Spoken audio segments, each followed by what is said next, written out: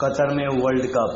2022 سے 2000 دن قبل دنیا کے پہلے ایئر کنڈیشنڈ اسٹیڈیم کا افتتاح کر دیا گیا، جو قطر میں ہونے والے ورلڈ کپ کا پہلا مکمل وینیو ہے۔ خلیفہ انٹرنیشنل اسٹیڈیم میں اعلیٰ معیار کولنگ ٹیکنالوجی کی تنصیب کی گئی ہے، جس کے ساتھ ہی یہ دنیا کا پہلا مکمل طور پر ایئر کنڈیشنڈ اسٹیڈیم بن گیا ہے، جس کا مقصد قطر کے گرم موسم میں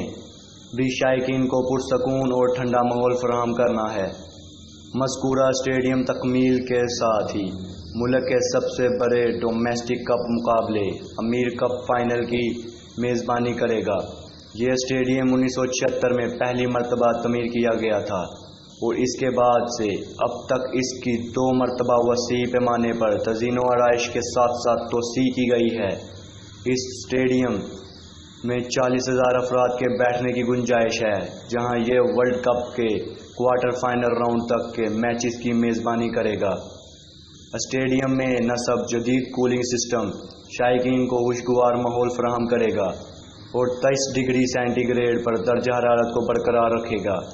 اس سسٹم کو بنانے والے قبر یونیورسٹی کے ڈاکٹر سعود غنی کا ماننا ہے کہ روئے زمین پر ایسا کوئی بھی مقامی نہیں جہاں کھلی فضا میں ایئر کنڈیشنڈ اسٹیڈیم بنایا گیا ہو، اور یہ عام سسٹم کے مقابلے 40% کم بجلی استعمال کرے گا۔ قطر میں سخت گرم موسم کے پیش نظر ورلڈ کپ کا انعقاد جون اور جولائی کی بجائے نومبر اور دسمبر کے مہینوں میں کیا جائے گا۔ یہ وہی اسٹیڈیم ہے جہاں 1992 میں قطر نے اپنی فٹ بال کی تاریخ کی اہم کامیابی حاصل کرتے ہوئے 1992 کا گلف کپ جیتا تھا، جبکہ اسی گراؤنڈ پر سعودی عرب نے ایران کو شکست دے کر پہلی مرتبہ ورلڈ کپ کے لیے کوالیفائی کرنے کا اعزاز حاصل کیا۔ اس اسٹیڈیم کی تزئین و آرائش اور ازسر نو تعمیر پر کم و بیش $90 ملین خرچ کیے ہیں، جہاں قبر ورلڈ کپ مقابلوں کے لیے میدان اور ٹریننگ گراؤنڈ کی تعمیر پر $10 ارب کی خطیر رقم خرچ کرے گا۔ ورلڈ کپ 2022 کی قطر انتظامی کمیٹی کے آفیشل دعویٰ